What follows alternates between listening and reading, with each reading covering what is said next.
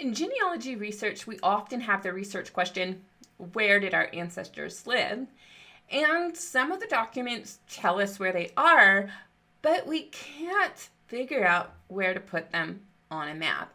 Now, one of the first problems you're going to encounter is the fact that some records are using non-standard spelling variations of a location.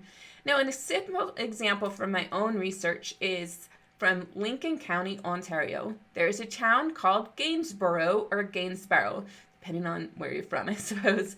And so the spelling at the end for borough or borough, that can change depending on the record that is being used. And I haven't really found any definitive spelling that was used at this time versus that time, so it can get kind of confusing. Now, this is one of the easy to solve ones, but I've seen some cases where the non-standard variation can make it almost impossible to know where you're researching and to put that place on a map. Now, I'm sure you're aware that spelling is a modern invention, and the consistency of spelling probably got solidified as we started printing more books and people started having a common printed language. So spelling variations do affect location research. And when there's misspellings in a record, it is next to impossible to figure out where a location takes place. I came across a fellow researcher who had a record that said Branchville, Ontario, Canada, and she couldn't figure out where in the heck this location was. And it wasn't until she shared this record with some other people who are more familiar with Canadian research, and they said, I think that might be Beachville. And it turns out that was the correct place, but the person who wrote Beachville made it look like Branchville. Another problem is when you have language changes. So there are situations when people lived in, let's say, Poland or Russia, and then they go to an English-speaking country and they have to anglicize their name. Another situation I found is in Ireland. And I know that they speak English there, but they also have other languages as well. Well, when the old languages were converted to the Anglicized version of place names, things got a little crazy. And sometimes it's hard to know which place is which if you don't have a reference guide. I'm going to invite you to go back to this really excellent article that I'd link in the show notes that are over on familyhistoryfanatics.com in the blog section of the website. And they tell you about the problems of Irish place names and then also focus in on the Anglicized changing and give you some great resources if that is an area you're searching. Another problem with location research is when you get a town name and you don't know if it's a city, county, or state. So many of you would look at the word Nevada on a record and go, oh, it's just state out in the west of the United States. But did you know there's a Nevada, Missouri? And yes, I know I said that right because I've been through Nevada, Missouri, and they don't call it Nevada, it's Nevada. So when you see just Nevada on a record or Nevada on a record, is it the state or is it a city? Your ancestors from Baden? Is it from the Duchy of Baden? Is it from Baden-Baden? Or is it from the region of Baden? Because my ancestors lived in all of this Baden.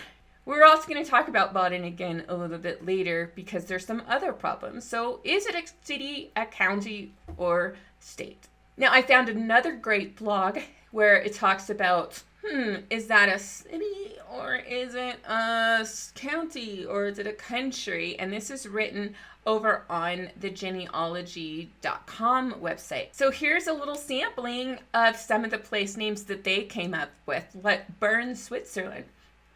I would think of the city, but apparently there's more than one geopolitical designation of Bern, and that can throw you off. Another problem in locality research is which one?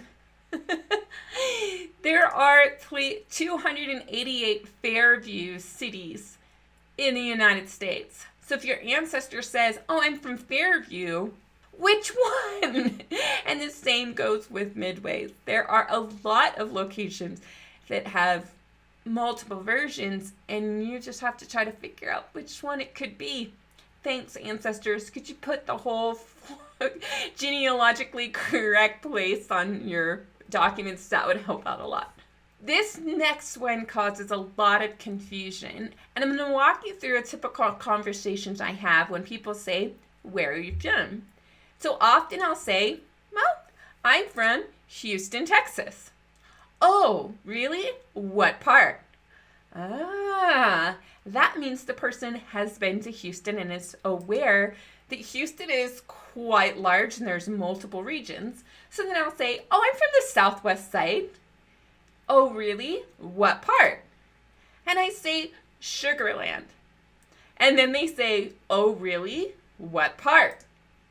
Oh, well, I went to Kempner High School, and so I lived in the region that is Sugarland proper, but it is, the postal address is Houston. It's very confusing. And they go, I know exactly where you're from. Well, in that example, our ancestors have the same problem. If they are from a large urban city, let's say London or New York City, often they'll say, I'm from New York City, or I'm from London. And really, they're from a very small section in that location. So it's often really difficult to track down ancestors in locations that are quite large unless you find something that can help narrow you down to the specific location. What if you're not from a town? What if somebody says, I'm from New York? Most people who I've encountered when I said, oh, I lived in New York, they only think about this light blue section down here. But did you know I lived in upstate New York? Well, often people think, oh, upstate is anything in the light blue area.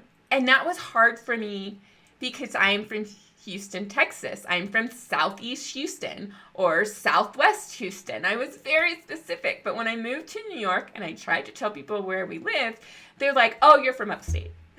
And we really have to realize what people are thinking about. Most people who aren't from New York would just say the little blue island. People who are from New York will also go up to Poughkeepsie, and anything past Poughkeepsie, that's upstate. And in actuality, I lived over here. To me, this is Western New York, and this is Eastern New York, or Eastern Upstate New York, but it's all Upstate New York. And how does that relate to our ancestors? Well, there are a number of places over in the show notes, over at familyhistoryfanatics.com, in the blog, and there are a number of regions that I think, oh yeah, I recognize that. That's a region. It's not a specific place, and that could be problematic in your research. How about name-changing locations? Now, sometimes the name changes are to reflect political changes and sentimentality, and sometimes they are boundary changes as locations were conquered and then gained independence and so on and so forth. So here's just a quick sampling. We have New Granada becomes Columbia. Another one, St. Petersburg became Leningrad, became Petrograd, became St. Petersburg again. So that can be problematic if you don't know the town history and the names it's had. I often think of my friends and loved ones who are researching in Poland. Poland was numerous different countries, and the town names changed as well depending on what country they're a part of. So pay attention to the name changes. I think a gazetteer or Family Search Wiki or any reference material for the region that you're researching can be very helpful. So keep that in mind. Your place name might have changed. Speaking of Poland, what about boundary changes? So for me and my research, I'm very familiar with the changes in Canada. If you're a Canadian researcher, let me know in the comments. It's time to say, oh, Canada. In Canadian research, you have to recognize that there was a time period when it was Upper Canada and Lower Canada. And yes, that's confusing to me on a map until you look at the flow of the river, and then it makes sense. And then there's Canada West and then Canada East, and then finally there's Canada. So boundary changes are important. And as I mentioned earlier, we're going to talk about Baden. So when we say, hey, I'm from Baden, we really have to look at the date that somebody is from Baden. Because if they were from Baden in 1770, well, it's this dark green, but some of this extra green was also associated with Baden, as well as a couple of these little small regions sprinkled throughout.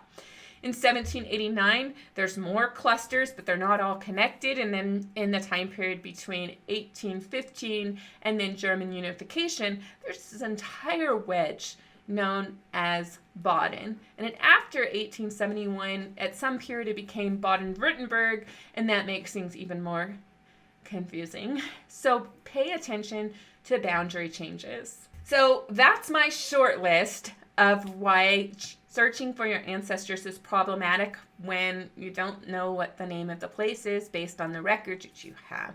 What other things have you encountered that makes searching for your ancestor in a specific place difficult?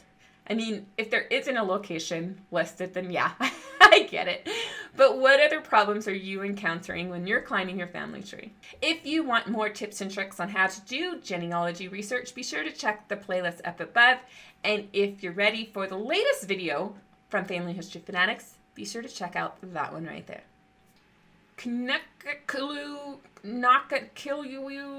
I am not saying these Irish words.